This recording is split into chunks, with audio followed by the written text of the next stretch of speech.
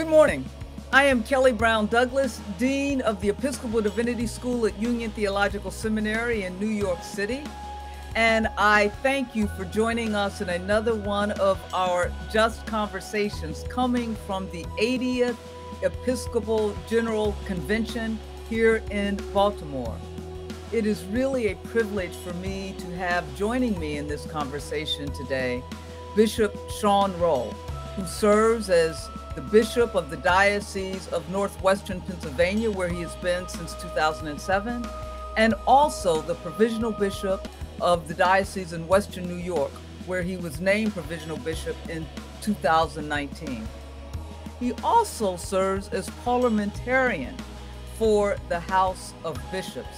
So he is a very busy man here at our General Convention. So I thank you for taking this time to join me in conversation, Bishop Rowe. Oh, it's my privilege, Dean. Thank you for having me. Well, I want to jump right in. A couple of nights ago, there was a passionate discussion of white Christian nationalism on the floor of the House of Bishops in response to, I believe, a proposed resolution. You have, in your role as bishop, spoken quite frequently about what you call the disease of white supremacy and your call for white churches to repent in relationship not only to the racialized mass shooting in Buffalo, which is a part of your diocese in Western New York, but in response to other acts of white supremacist violence and terror. I want to ask you, in light of the many discussions going on the floor of the House of Bishops, what will it mean for the Episcopal Church to repent in regard to the disease that is the sin of white supremacy?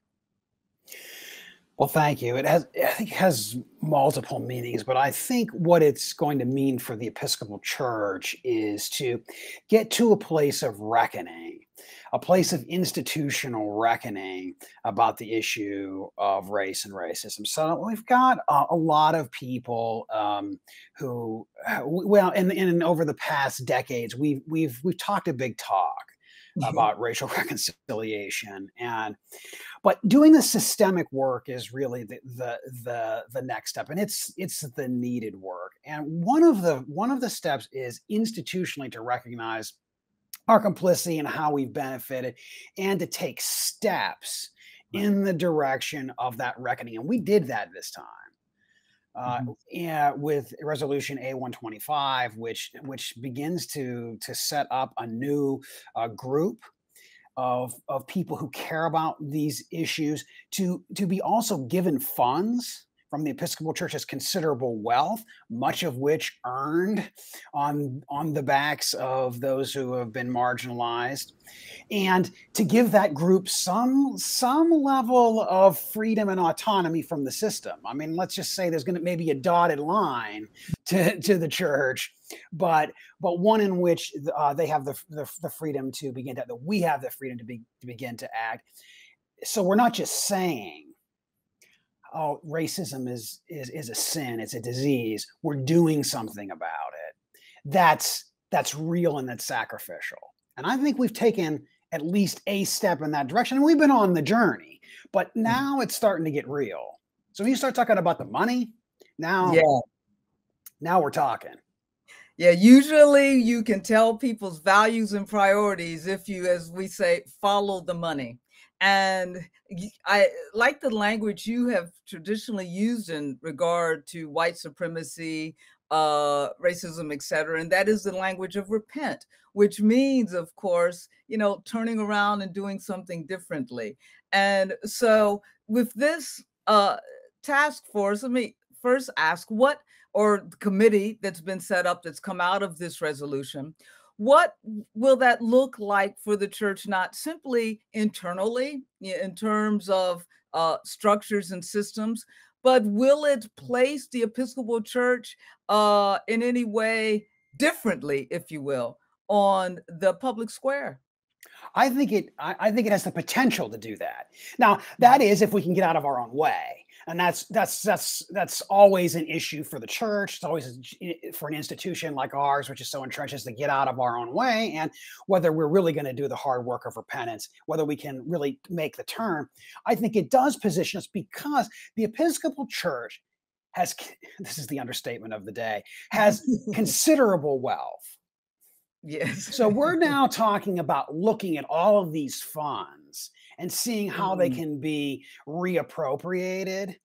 That's going to give us the ability, the means in the world in which we live, which requires those financial means. But really, then, do we have the imagination and the willingness, I think, to repent? And that, I think, remains to be seen. We've talked about it. Right. We have a vision for it. It remains to be seen, to me, whether we'll be able to do something creative, or whether we'll just continue in the kind of performative self-righteousness, which we're also good at, which is to say it's bad, but really keep doing the same thing. No, I appreciate your frankness here, because that's exactly right. And will we have the moral courage to do something about it beyond what we say in the resolutions that are on the floor? What can we learn? What should the church learn from your response as provisional bishop in Western New York, and of course in your Diocese of Pennsylvania, your response to the Buffalo white supremacist shooting? Well, I don't know, because I'm still learning, so I'm not sure what can be learned. I can say some things that I've observed, and maybe kind of a way that I've approached this. It's been controversial in my own context, I must tell you. One of the first of all, the just a tragic scene. This is a neighborhood grocery store. Right. I was down there one day, and I was talking to one of the police women who grew up in that neighborhood. And she said, that's the store my grandmother took me into. That's right. I mean, that's the store that everybody knew you went to because it smelled like fried chicken, like the best fried chicken in the city. That's their claim to fame. And that part is, I mean, it's a neighborhood store. So imagine that somebody drove 200 miles and decided to shoot people. In that store. It's just it's unimaginable. We decided, though, that as a diocese, we were going to take the lead, and we were going to get behind and be allies with people who live in the community, the churches that are right there, including one of our own Episcopal churches, a historically Black church in that region. But one of the things that I got a really criticizing a voice from a number of people saying, why aren't you having a prayer service at the cathedral? Why aren't you praying at our cathedral? And here's the interesting thing about the cathedral, which is a mostly white cathedral on the right side of town. Right. Okay. Right. And why aren't you out there? And I said, I couldn't respond to that person because I was sitting at the racial equity roundtable with leaders of the city of Buffalo, figuring out how to strategize to make the systemic change that we needed to make. I wasn't out trying to grab a camera. So it's taking the lead.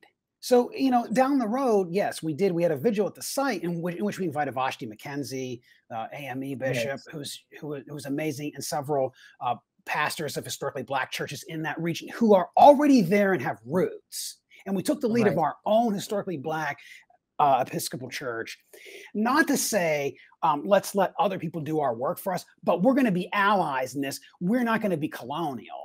Let's go tell these people how it ought to be. So I think, ultimately, what that's done is allow us to build relationships and allyships across difference and across race, and also to be at the table where the decisions are being made about the money, the resources, and the levers of power, which are going to change that neighborhood. And that was hard for people. I got to tell you. Yeah. No, I'm sure, because you used a word here, sort of colonial. Our church, this is news to no one. I mean, we aren't colonizing adjacent. We are not. Right. We have been. Right. Colonizers, right? And, we got our wealth, as you mentioned, because we have been the church of wealthy slaveholders. They didn't accidentally sit in our pews. They were those who provided the pews, if you will, and on the backs of those who were enslaved and on the backs of slavery. So what I like in hearing what you said is the importance of listening to the people in the community. And now this brings me to Baltimore. Our GC is in Baltimore. And, one of the reasons we are having these conversations is bringing Baltimore to the GC in terms of these podcasts with local Baltimore activists and leaders. What difference has it made for this General Convention to be in Baltimore, or has it made a difference to the General Convention? Well, I hear us talking a lot about Baltimore and awareness of our context. I think it's a powerful witness, but also just to be in the presence of a place that is doing such tremendous work. I mean, there's an inspiring leaders in this community that we've borne witness to. There was a shooting blocks away from the convention center. We were able to start with. Yeah, my son lives right down the street from where you guys are, and from that shooting. That's right. It's again another act of violence, and yet we were able to stand in the midst of that, and in the midst of the Diocese of Maryland, which is doing tremendous work on racial reconciliation. We were able to bear witness to that work. I think it means something that we're in a city like Baltimore, that we're able to bring both the economic impact of the convention itself, but also stand in solidarity. And I think we've been able to see that, not at the level I think we were hoping, given the shortness of this convention. When we were planning to be here and make a $25 million impact alone just on the economy and spend more time with community leaders. But it's been inspiring to people. And it's the talk in the background. What's going on, and we're in this city, and it's important. We have to learn, and it's certainly. I've learned so many things from being in this place.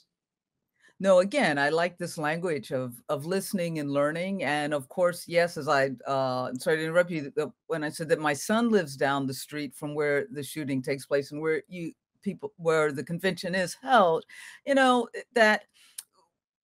On that corner, it seems to me all of the complexity of violence came together. Yes. The violence that is poverty. And, as I say to my son, no one wakes up and says, I can't wait to grow up and be a squeegee worker.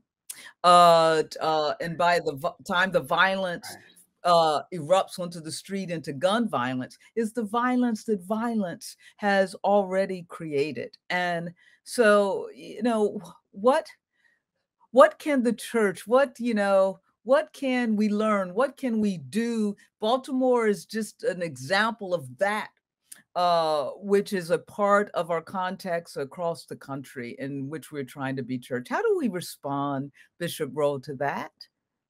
Well, I think we have to respond by listening, but also by putting our considerable institutional resources toward the efforts that are going to make a difference. And I think we don't need very many more resolutions. Yes. I mean, they're very, they're helpful in setting policy, right?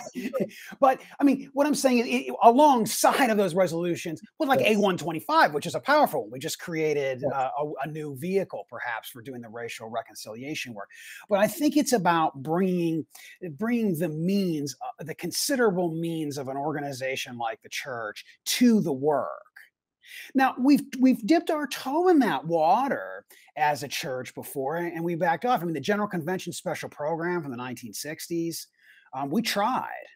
Mm-hmm. But once it got a little too uncomfortable, once we started dealing with organizations and groups that we weren't particularly comfortable with, once the people in the pew started to squirm, we killed it. Yeah. And I use that word. I mean, we set it aside. We lasted about 3 years, but we put, Dean, the equivalent in those days of about $35 million into the effort. So I think we can not just bring dollars to it, but our work. And if we're going to be relevant to the world, we got to Yes. get in the game. Yeah. But see, we like to talk because Mhm. it's easier. But when I start to see, can we bring the structures around? When are we going to put the policies in place to actually ensure the kind of equality inside the church? Then we can take it out. But I Yeah. think other than that, it's a lot of performative self-righteousness, and we're good at that, as I said. Yeah. Oh, I love that. So what's your I'm gonna get ready to get you out of here so you can get back to lunch so you can get back to the floor. So a couple last questions. What's your takeaway from you've been on the floor the whole time? You're the parliamentarian. You were probably one of the few people that have read all of the hundreds of resolutions that are on the floor and before the convention. What, as you think about, and this is the last day of the convention, what just happened over these last 4 days, resolutions and all, what's your takeaway and how's the church better? Well, I think that the church is uh, poised for a continuation and perhaps even a new chapter. We've set, and our presiding bishop and our general convention has set the stage for becoming beloved community, and I really think we've taken tremendous steps in that direction. There's a spirit that's palpable here, a sense of cohesion about our mission and about what we're here to accomplish. We just elected the first Latina woman Yes. to be the president of the House of Deputies. And she's amazing, by the way. Yeah. We just have to watch to see the great work that she's going to be able to do. That was unthinkable a half a Yes. generation ago, not the least of which because now we now pay the position. So it doesn't have to be somebody who's retired and of independent means. Yes. Yes. So we've created a new vehicle for thinking about how we do our racial reconciliation work, and we've committed to the funding. It's Yes. revolutionary for the for the Yeah. Episcopal Church. I know for those of you listening, you're Yes. probably thinking, "What's the big deal?" But let me tell you, for this state institution, we just said we're going to look at our $150 million and probably put about 10% a year toward this. Mhm. That's huge. Yeah. I just Yeah. feel like there's an energy to come together and do the work and put the institutional half behind it, not just talk about it. That makes me excited. That's my takeaway. Well, you know what? I think that's a good place to leave it. And yes, we had Lydia Harris in conversation with us. And so hopefully, with energy such as yours, and I mean moral energy and a moral voice, that it will help our church expand, as I always say, its moral imaginary Yes. and grow more into being church and bring alive the resolutions that need to be brought alive. Thank you, Bishop Rowe, for being with me in this conversation, for your work, not simply at the GC, but your ministry and your work in the world. Thank you. Thank you. Thank you. And blessings to you. Thank you. In today's second interview, I'm speaking with Tim Regan from St. Paul's Place and Groundworks Kitchen. St. Paul's Place is a social enterprise working to strengthen individuals and families in Southwest Baltimore. It does so by providing programs, services, and support. Groundworks Kitchen is their restaurant, which has a free 12-week culinary arts program designated to train community members for careers in food service. Students in this program receive industry recognized credentials, access to local jobs, and every dollar made goes back to expanding the programs of St. Paul's Place. I really hope you enjoy learning more about this important program and the work they are doing in Baltimore as we speak with their executive director, Tim Regan. I want to begin by talking about the very important work that your organization, Paul's Place and Groundwork Kitchen, is doing in the city. Can you tell us a little bit about both of these organizations, if you will, Paul's Place and Groundworks Kitchen's relationship to it? How did you begin? Well, thanks, Kelly. Thanks for the question. Paul's Place has been here serving the Pigtown community in Southwest Baltimore since 1982, when two volunteers from St. John's in Glendon, Maryland, approached the rector of St. Paul the Apostle on Washington Boulevard, which is in our neighborhood, with an idea to start a soup kitchen. And so they began serving soup and sandwiches twice weekly. This was 40 years ago. And that's grown now to a daily hot meal program, 5 days a week. And as we kind of grew over the course of those 40 years, we added other things that we do at Paul's Place: laundry services, showers. We have a nursing clinic, actually, that we do in partnership with the University of Maryland Nursing School. We have a case management team, which provides case management services all the way up to kind of what we call Tier 3, which helps people get into housing. And then we also added programs for children and youth that we run during the school year, and kind of what we call the After 3 program. And then we run summer camp during the summer. We've also added a peer recovery advocate at Paul's Place who's helping, with our guests who suffer from addiction. And he does outreach actually a little bit beyond the neighborhood. In fact, we just got funding for a mobile outreach van. So we're really excited about, we're going to be adding a van to our peer recovery work. We, over the last probably 4 years or so, Paul's Place has been starting up the Groundwork Kitchen culinary training program and social enterprise in the form of a restaurant. The Groundwork Kitchen opened last year, and we started our culinary training program towards the end of the year.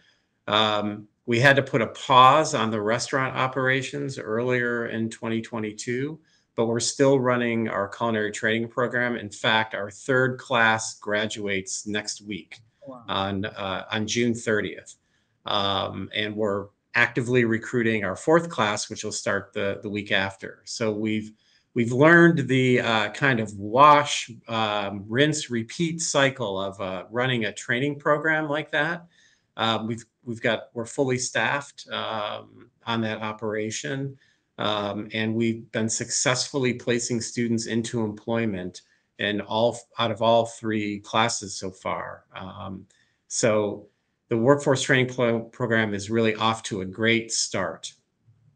So there's so many questions that I want to ask from here, and I probably will start with you telling us something about your students and then circle back, because what you've sort of glanced over is the way, in fact, that you started as a soup kitchen serving 40 or so clients a day, and now you are serving thousands. And how do you move from a soup kitchen to an organization now that is serving thousands of people and meeting a variety of needs? And what, the church claims to want to be serving in this way. What can the church learn from this model?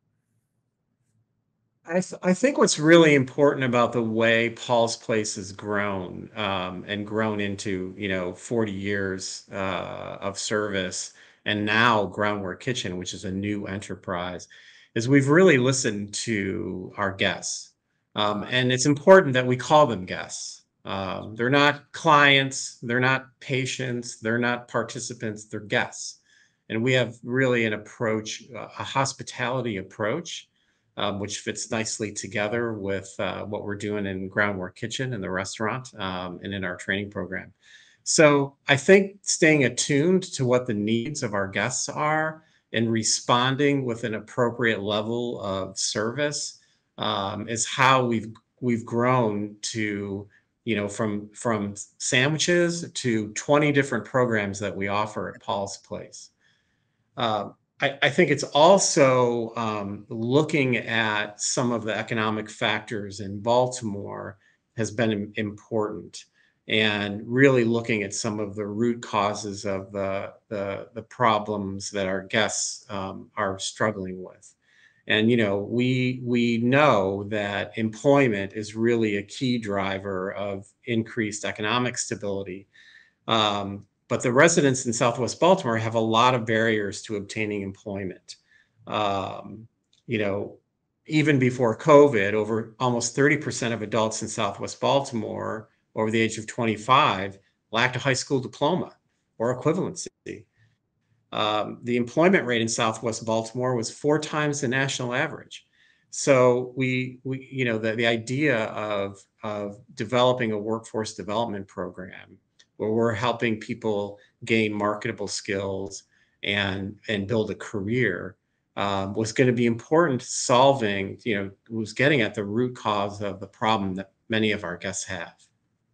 Yeah, one of the things, thank you for pointing out the importance of talking about guests and not clients, because one of the things that really struck me on your website Mm-hmm. was that indeed you talked about guests. And so that your guests are not simply objects for charity, Right. but human beings, right, with needs that need to be cared for and responded to. And one of the common themes that we've been hearing as we talk to persons like yourself and organizations who are working in Baltimore is how important it is to listen to the guest, as opposed to coming in and saying, this is what you need, but listening to the guest for what they in fact need and responding to that need.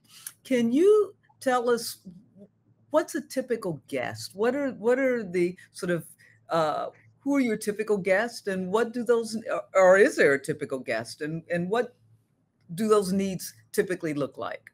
Yeah, I think it's interesting. Our guests, they're generally under the poverty level. Mhm. They've got a variety of issues that they're dealing with that range from, addiction to health problems to employment problems to housing problems. I mean, it's really, and it's a wide ranging age group. It's, across the guests who come into Paul's Place. In our workforce development program at Groundwork Kitchen, we would have thought that, we'd be primarily getting younger people. We focus on people who are 18 or older. But the average age is probably somewhere in the 30s. Hmm. These are folks who've had trouble, managing a career.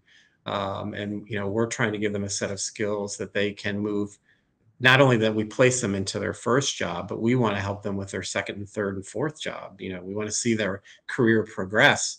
Um, so, I think if there's anything that's kind of a common element, I would say is that our guests need support, Yeah. and we want to meet them where they are, with services that really respond directly to their report, to their needs. And I think the other thing that, we take kind of a trauma informed care approach to how we deal Mm. with guests, which means we don't have kind of the typical scarcity mindset about our Right. guests.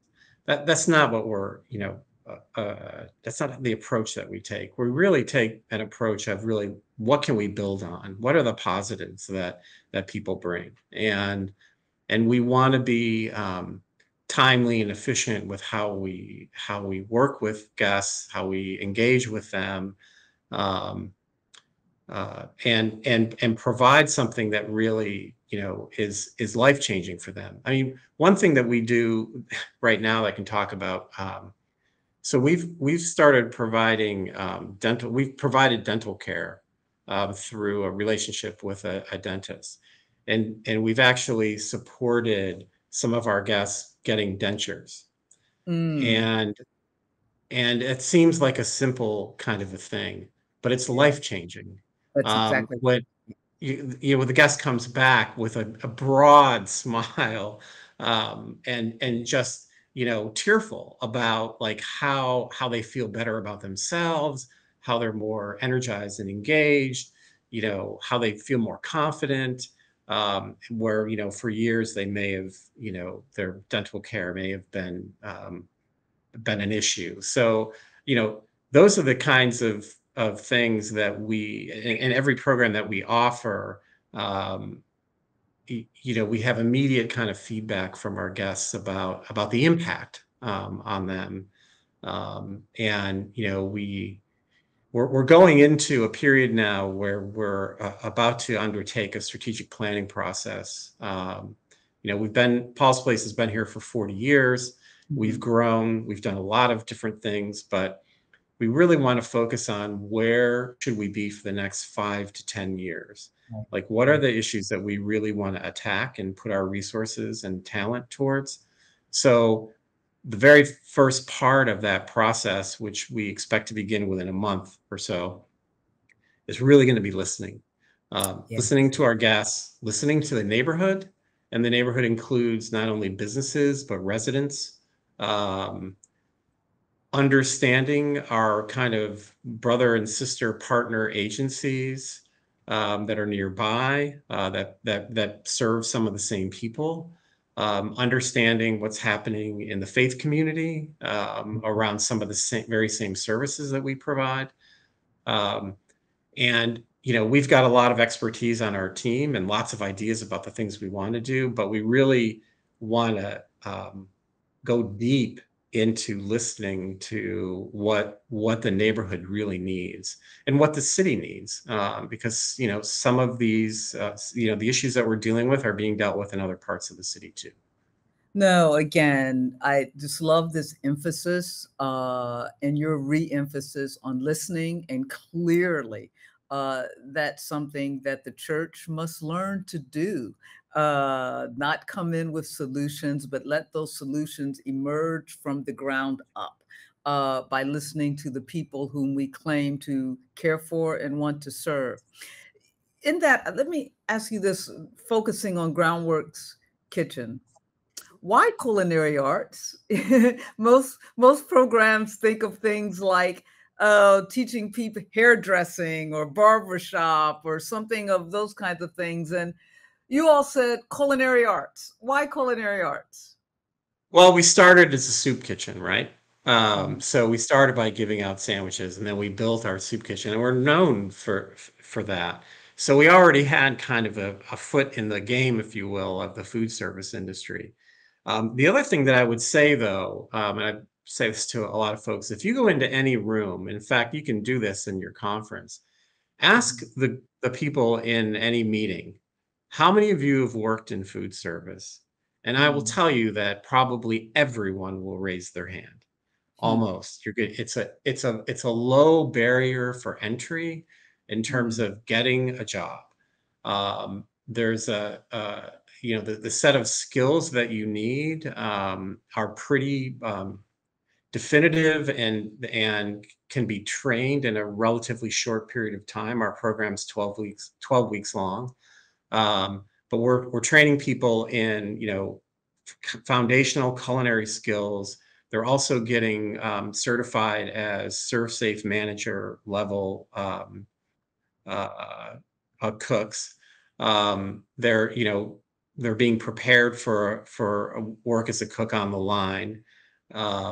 And those jobs are plentiful. I can tell you that I've talked to a lot of veterans of the industry who say there are as many culinary jobs out there now as there were when I started, 20 or 30 years ago. In fact, during the pandemic, in my former life, I ran a similar program. We got more calls for students during the pandemic, cold calls, than we did prior. And that's because, no matter what happened in the food service industry, either the restaurant business or the institutions during the pandemic, the job that they needed was the cook.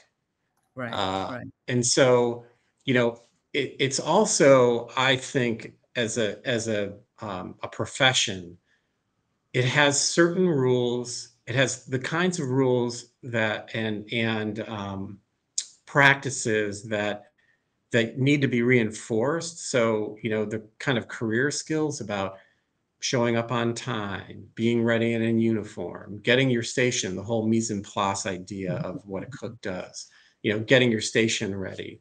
And some of the best feedback that I've ever received about students is that the students change the culture in the kitchen of the employers that they're being placed at. I actually had someone tell me that. And that's what you want to hear. I mean, It's not so much how fast can you dice an onion or run a line. It's really like, how are you as an employee, and are you engaged and willing to invest in yourself? I could go on and on about the food service business. I love it. I worked in it myself when I was much younger, but my career really wasn't in it. But I love the business. It's a real practical skill that you can teach that it's life-changing work, in the sense of, if you saw our students on day one and then you saw them on graduation day, they're like different people. They look you in the eye. Oh, I'm sorry. I was gonna say, so share one of the success stories. I read some of these stories online, and of people talked about hope and the things that you've done. Share with us one of your success stories of the many that you've had. The story that I think I would share, what I would say about our students kind of overall is that they, when they come into the program, they don't have any technical skill, but they also don't have any real career skill, and they often don't have any communication skill. And what happens when they come through the program is they learn how to talk to each other, and they learn how to work together as a team. And so, throughout the course of the training, they have little mini competitions, and the students have to work together on them. And these are often folks who've never had to do that before. I think the real, we've had students go on to pretty advanced restaurant places of employment, but also really institutional, more institutional settings. And the fact is that we're really trying to meet the students where they are. Not every student wants to be Gordon Ramsay or some famous chef, but they realize when they come into our program that, wow, there are other places where cooks are needed. Hospitals, senior centers, schools, public schools. There are 700 public school culinary jobs in the city of Baltimore, and those jobs are geographically distributed, and provide lots of scheduling options, and so it really kind of fits the need. And often with students that we serve, some who have an addiction problem, they don't really want to be in a restaurant with a bar. And so there are, we're providing other opportunities. One of our biggest success stories, actually, in the first 3 classes here, Groundwork, is with another local nonprofit called Baltimore Station, where I think we've placed 5 people now. I know it was 3. I think it's 5 now. Because Baltimore Station is a shelter in the Federal Hill neighborhood of Baltimore, right a mile away from us. And they have round the clock, breakfast, lunch, and dinner, and so they need cooks. And they are a good employer. They pay well, and so they've been a great partner of placing our students with them. And I think our students also have, because of the training program that they came through at Groundwork and the relationship with Paul's Place, they have a better sense of kind of the need. Now, we also have another really good local partner who's hired multiple students already. That's a Black-owned restaurant in Baltimore called Locale. I think they've hired 2 or 3 students so far. And that's the kind of, we really see ourselves as helping kind of seed the industry here in Baltimore. And I think so far it's been a success here at Groundwork. So want to get you out on this sort of a two-part question in Sure. relationship to the church. First of all, thank you for sharing this. And again, it just reemphasizes the importance of the work that you were doing in Baltimore. So the church is coming in to Baltimore for some 7 to 10 days. What is it that you want the church to know? What should they take away having learned? And what should the church leave behind? So I want to quote Robert Edgar, who ran DC Central Kitchen and is now kind of an advisor. He's out of the game, so to speak, but who I follow. And his quote, which really has a lot of meaning for me, is that too often philanthropy and nonprofit service have more to do with the redemption of the giver than the liberation of the recipient. And I'm all about the liberation of the recipient.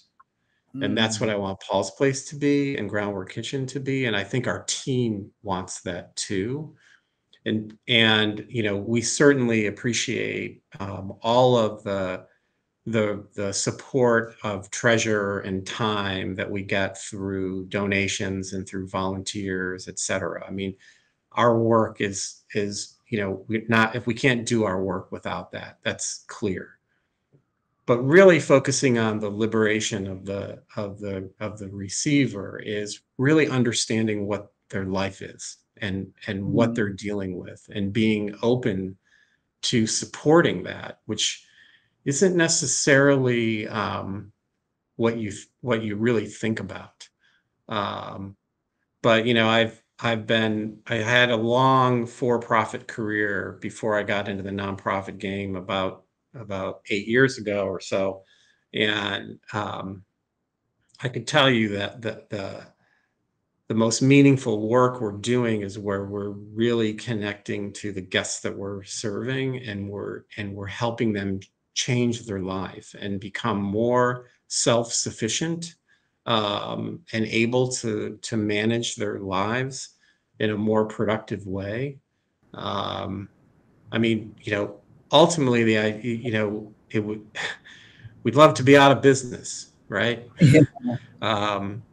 But we've been here for 40 years, and the need is still out there, and it's a changing need in some ways. It goes deeper in some areas, but it's there. And if you're a believer in social justice, trying to improve the lives of your neighbors, and that's who they are. They're our neighbors. You have to really you can't think that you're flying in with the solution.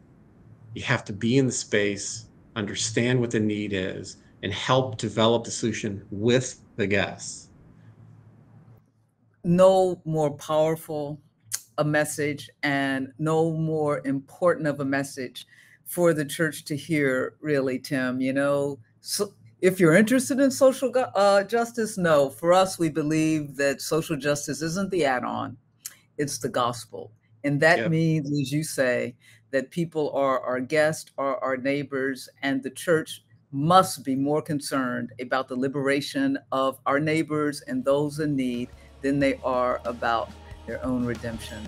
Thank you for this very meaningful conversation and for your very important work. And I know that our church will be made better by listening to this conversation and heeding your words. Thank you so much. Well, thank you so much. It was great to share about Paul's Place and Groundwork Kitchen with your members.